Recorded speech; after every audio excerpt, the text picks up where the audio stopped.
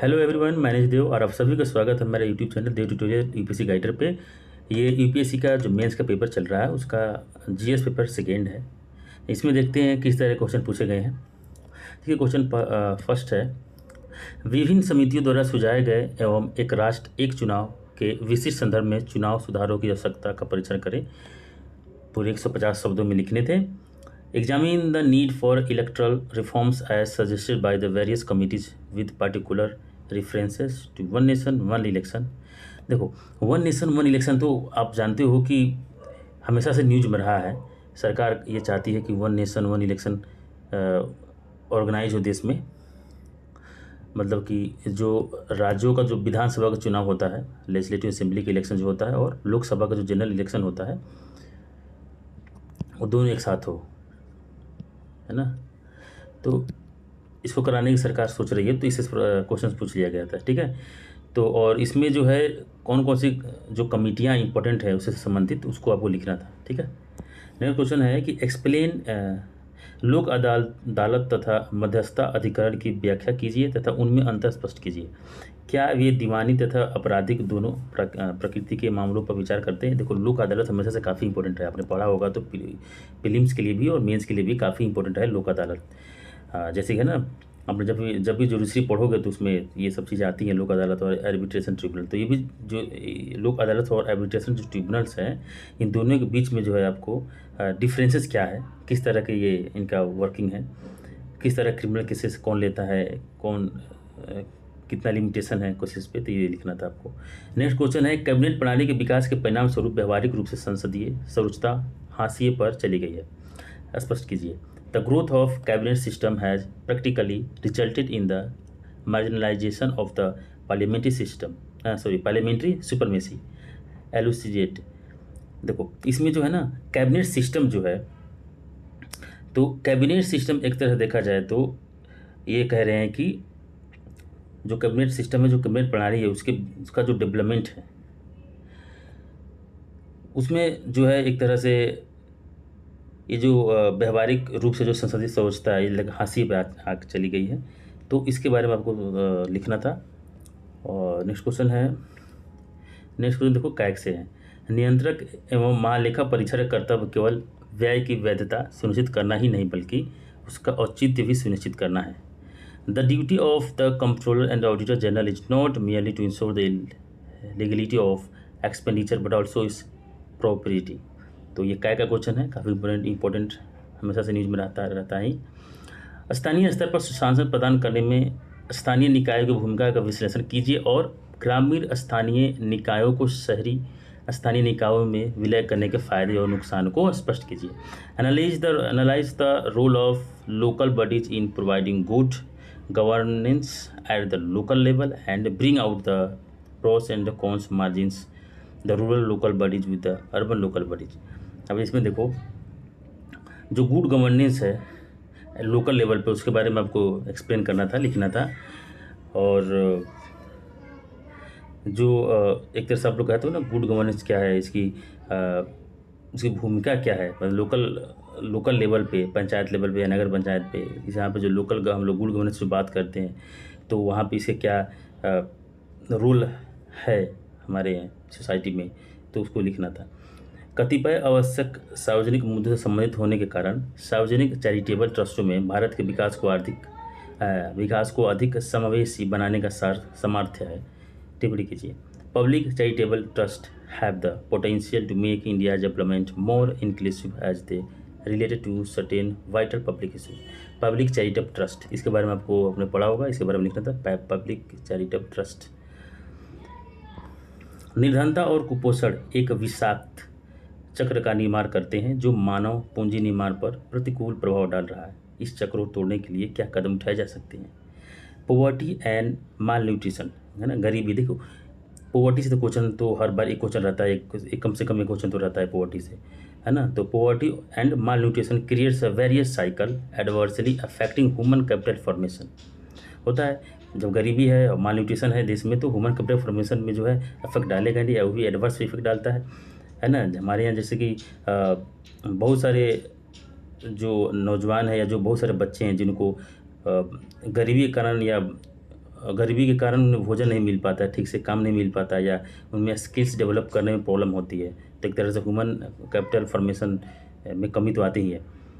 Next question है, प्रजातांत्रिक शासन का सिद्धांत यह अनिवार्य करता है कि लोक सेवकों की सत्यनिष्ठा और प्रतिबद्धता के प्रति लोक धारणा पूर्णतः सकारात्मक बनी रहे। विवेचना कीजिए।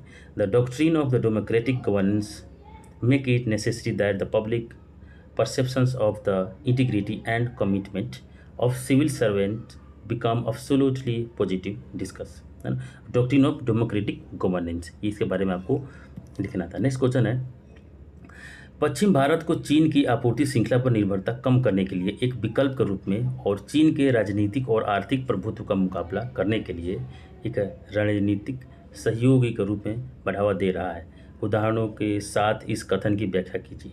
अब देखो, जियो स्ट्रेटजिक इकोनॉमिक है ना, टेक्नोलॉजिकल है ये। The west is for fostering India is an alternative to reduce dependence on China supply chain and as the strategic ally to counter China's political and economic dominance. Explain this statement with examples. काफ़ी आपने देखा होगा Pacific India ocean में, या जो China south China सी वगैरह चीज़ों में इसका कभी डोमिनेंस बढ़ाने की कोशिश करता है चाइना, और साथ ही साथ जितना भी आप देखो कि सप्लाई चेन है पूरा विश्व में, चाहता है कि सिर्फ इकलौता उसका डोमिनेंस बना रहा है। तो ये सारी चीज़ें भी इसमें लिखना था। नेक्स्ट क्वेश्चन है, मध्य एशियाई गणराज्यों के साथ भारत के विकसित होते राजनीतिक, आर्थिक और रणनीतिक संबंधों का आलोचनात्मक विश्लेषण कीजिए तथा क्षेत्रीय और वैश्विक भू राजनीति में उनके बढ़ते महत्व पर प्रकाश डालिए। Critically analyse India involving diplomatic, economic and strategic relations with the central Asia Republic. देखो, सेंट्रल एशिया रिपब्लिक काफ़ी इंपॉर्टेंट ये कंट्री हैं, तो इनके साथ भारत का किस तरह का रिलेशन क्रिएट हो रहा है, सरकार किस तरह की चीज़ें रिलेशन बनाना चाह रही है, इसके बारे में आपको लिखना था। नेक्स्ट क्वेश्चन है, अभी हाल में पारित तथा लागू किए गए लोक परीक्षा अनुचित संसाधनों की रोकथाम अधिनियम 2024 के लक्ष्य तथा उद्देश्य क्या है? क्या विश्वविद्यालय राज्य शिक्षा परिषद की परीक्षाएं भी इस अधिनियम के अंतर्गत आती हैं? What are the aims and objects of recently passed and enforce the public examination prevention of unfair means act 2024 whether university state education board examination 2 are cover under the act. तो ये जो 2024 में एक नया एक्ट आया था, public examination prevention of unfair means act 2024, इसके बारे में वो लिखना था। उन्हें पढ़ा हुआ काफ़ी न्यूज, अब ये जब ये एक्ट आया है तो न्यूज में था, तो सीधे उनसे क्वेश्चन पूछ लिया। अभी देखिए, निजता का अधिकार हमेशा से ही न्यूज में रहा है, आर्टिकल 21 है ना, तो ये तो काफ़ी हमेशा से रिलेटेड, मतलब डायरेक्ट इनडायरेक्ट क्वेश्चन यहाँ से पूछता है। तो निजता का अधिकार प्राण तथा दैविक स्वतंत्रता का आंतरिक भाग के रूप में संविधान के अनुच्छेद 21 के अंतर्गत स्वाभाविक रूप से संरक्षित है। व्याख्या कीजिए। इस संदर्भ में एक गर्भस्थ शिशु के पितृत्व को सिद्ध करने के लिए DNA परीक्षण से संबंधित विधि की चर्चा कीजिए। दिया हुआ है, right to privacy intrinsic to life and personal liberty and is inherently protected under Article 21 of the Constitution. Explain. In this reference, discuss the law relating to DNA testing of the child in womb to establish his paternity. मतलब कि कोई बच्चा अगर माँ के अभी पेट में है, मतलब गर्भ में है, तो क्या उसका जो DNA टेस्टिंग है, तो उससे संबंधित जो आर्टिकल 21 के अंतर्गत में जो फंडामेंटल राइट्स है लोगों का, उससे संबंधित क्वेश्चन है। नेक्स्ट क्वेश्चन है, केंद्र सरकार ने केंद्र राज्य संबंधों के क्षेत्र में हाल ही में क्या बदलाव किए हैं? देखो, सेंटर और स्टेट जो रिलेशन आता है, इससे भी क्वेश्चन हमेशा आता ही रहता है। संघवाद को मजबूत करने के लिए तथा केंद्र और राज्यों के बीच विश्वास पैदा करने के लिए उपाय सुझाइए। What changes has the union government recently introduced in the dominion of the centre state relation suggest measures to be adopted to build the trust between the centre and the states and for strengthening federalism. अब देखो, federalism से question तो हमेशा याद रहता है। आप कई बार देखते हो हमारे यहाँ देश में जो है कई बार हम लोग देखते हो कि केंद्र सरकार सभी राज्यों से धीरे धीरे, जितने राज्यों की जो पावर है धीरे धीरे केंद्र सरकार के हाथों में चली जा रही है। या कई बार आप कैसे भी देखते हो कि केंद्र सरकार के विपरीत जाकर बहुत सारे राज्य सरकार जो हैं असंवैधानिक कदम या अनकॉन्स्टिट्यूशनल काम करते हैं या कानून पारित कर देते हैं। तो वो भी चीज़ें हमें सब लिखना है। भारत में जनहित याचिकाओं के बढ़ने के कारण स्पष्ट कीजिए। इसके परिणाम स्वरूप क्या भारत का उच्चतम न्यायालय दुनिया की सबसे शक्तिशाली न्यायपालिका के रूप में उभरा है? Explain the reasons for the growth of public interest litigation in India. As a result of it, has the Indian Supreme Court emerged as the world's most powerful judiciary? जूडिशरी से क्वेश्चन है, पूछता ही है। भारत की एक धर्मनिरपेक्ष राज्य के रूप में विवेचना कीजिए और अमेरिकी संविधान के धर्मनिरपेक्ष सिद्धांत के साथ तुलना कीजिए। अब देखो, discuss India as a secular state and the compare with the secular principle of the US constitution. हमारे यहाँ जो है जो सेकुलरिज्म है और बाहर के अमेरिका के जो अमेरिका जो कंट्री है वहाँ का जो सेकुलरिज्म है, हमारा सेकुलरिज्म उससे हमेशा अलग है। जैसे कि आप लोग हिंदी में अगर बात करो तो हमारे यहाँ जो धर्म निरपेक्ष कहते हैं एक तरह से वो पंथ निरपेक्ष है, लेकिन बाहर के देशों में धर्म निरपेक्ष है। वैसे दोनों का इंग्लिश तो सेकुलरिज्म ही है। तो हमारा सेकुलरिज्म जो हमारे देश का जो सेकुलरिज्म हमारे given in the Indian constitution that is different from American constitution. नागरिक केंद्रित प्रशासन को सुनिश्चित करने के लिए नागरिक अधिकार पत्र एक ऐतिहासिक पहल रही है, किंतु इसे अभी भी अपनी पूर्ण क्षमता तक पहुंचाना बाकी है। इसके वादे की प्राप्ति में बाधा डालने वाले कारकों की पहचान कीजिए और उन्हें दूर करने के उपाय सोचिए। सीधा सिंपल क्वेश्चन है। The citizens charter has been a landmark initiative in ensuring citizen-centric administration, but it is yet to reach its full potential, identify the factors hindering the realization of its promise, and suggest measures to overcome them। ठीक है, next question है, लोक स्वास्थ्य देखभाल प्रणाली जैसे महत्वपूर्ण क्षेत्र में भारतीय राज्य को उस व्यवस्था के बाजारीकरण के दुष्प्रभाव को रोकने के लिए व्यापक भूमिका निभानी चाहिए। कुछ ऐसे उपाय सुझाएं जिनके माध्यम से राज्य लोक स्वास्थ्य देखभाल प्रणाली की पहुंच का विस्तार तृणमूल स्तर तक कर सके। In a crucial domain like the public health care system, the Indian state would play a vital role to contain the adverse impact of marketization of the system, suggest some measures through which the state can enhance the reach of public health care at the grassroots level। Grassroot level पे क्या क्या चीज़ें आप suggest कर सकते हो जिससे राज्यों के अंदर जिसमें राज्य सरकार जो है वो हेल्थ केयर सिस्टम में, पब्लिक हेल्थ केयर सिस्टम में ज़्यादा अच्छा important role, crucial important role निभा सकती हैं। और ये सारी चीज़ लिखना था कि कैसे इसको सुधारा जा सकता है। हमारे यहाँ जो पब्लिक हेल्थ केयर है, आप जानते हो कि हमारा in India there are lot of the problems and limitation in the public health care. बहुत लोगों के लिए तो पब्लिक हेल्थ केयर अवेलेबल ही नहीं है, और जहाँ पे गवर्नमेंट पब्लिक हेल्थ केयर है वहाँ पे अच्छे डॉक्टर नहीं है। ठीक है, ई गवर्नेंस सेवा प्रदायगी की प्रक्रिया में डिजिटल प्रौद्योगिकी का नेतृत्व कार्यों में अनुप्रयोग मात्र ही नहीं है, इसमें पारदर्शिता और जवाबदेहिता को सूचित करने के लिए विविध प्रकार की अंतरक्रियाएँ भी हैं। इस संदर्भ में ई गवर्नेंस के इंटरैक्टिव सर्विस मॉडल का मूल्यांकन कीजिए। ई गवर्नेंस से क्वेश्चन है, is not just about the routine application of digital technology in service delivery process, it is as much about multifarious interactions for ensuring transparency and accountability। In this context, evaluate the role of the interactive service model of e-governance। मतलब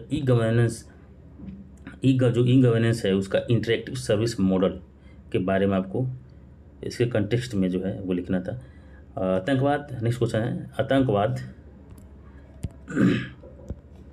आतंकवाद वैश्विक शांति और सुरक्षा के लिए एक बड़ा खतरा बन गया है।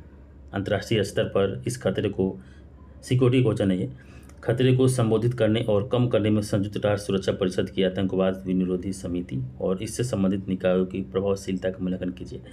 Terrorism has become a significant threat to global peace and security.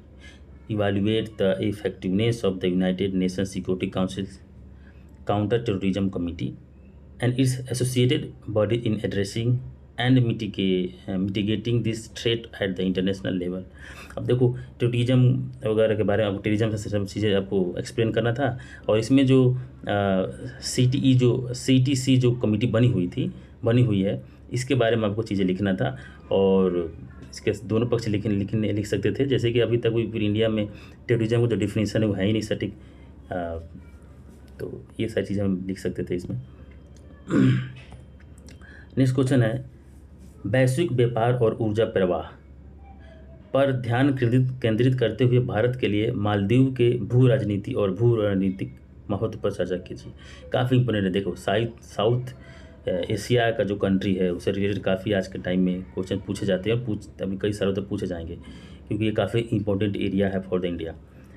तो लिए मालदीव के भू राजनीति और भू रणनीतिक महत्व पर चर्चा कीजिए। आगे यह भी चर्चा करें कि यह संबंध अंतर्राष्ट्रीय प्रतिस्पर्धा के बीच भारत की समुद्री सुरक्षा और क्षेत्रीय स्थिरता को कैसे प्रभावित करता है। Discuss the geopolitical and geostrategic importance of Maldives for India with a focus on global trade and energy flows. Further, also discuss how this relationship affects India's maritime security and regional stability amidst international competition। अब देखो अगर बहुत बहुत सारे इसमें जितने भी topics थे इतने क्वेश्चन में, जैसे अपने पेपर GS1 भी हमने देखा था और इसमें ये सेकेंड है।